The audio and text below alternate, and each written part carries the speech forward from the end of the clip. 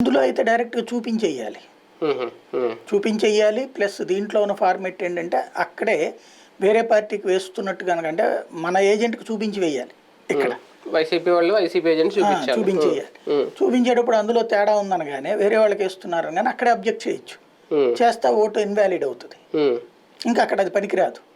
అది అప్పుడు ఓటు ఇద్దరు లాస్ అవుతారా, రెండు పార్టీలు లాస్ అవుతాయి అప్పుడు? అంతే.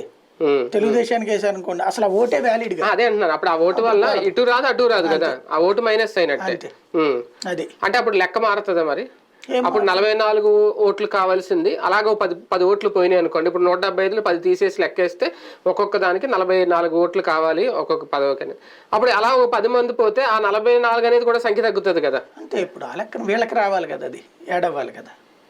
అవును, అది ఎవరికి యాడ్ అవుతుంది అనేది ఇది, కానీ వీళ్ళకి కూడా లెక్క తగ్గుతుంది కదా. యాడ్ అయినప్పుడు సమస్య, కానీ వాళ్ళకి తగ్గితే నష్టం లేదు కదా.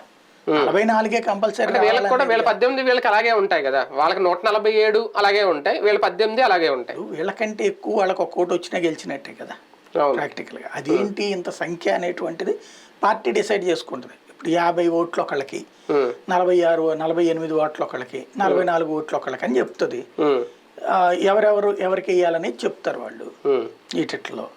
కాబట్టి అందులో తేడా వచ్చింది అనుకోండి, ఒకళ్ళకి 4 ఓట్లు తగ్గుతాయి, అంతేగాని అంతకు మించి ఏం కాదు ప్రాక్టికల్గా. ఓన్లీ ఎప్పుడు కుదురుతుంది అంటే తెలుగుదేశం పార్టీలో ఏ సీఎం రమేష్ పోటీ చేసి, ఎందుకంటే తనకే పోతుంది ఇప్పుడు అవకాశం, ఏ సీఎం రమేష్ పోటీ చేసి ఆయనకి డబ్బులు పెట్టుకోగలడు కాబట్టి ఓ 25-30 మంది వైసీపీ ఎమ్మెల్యేలు ఎవరు కొంతమంది టచ్లో ఆయన చాలా రోజుల నుంచి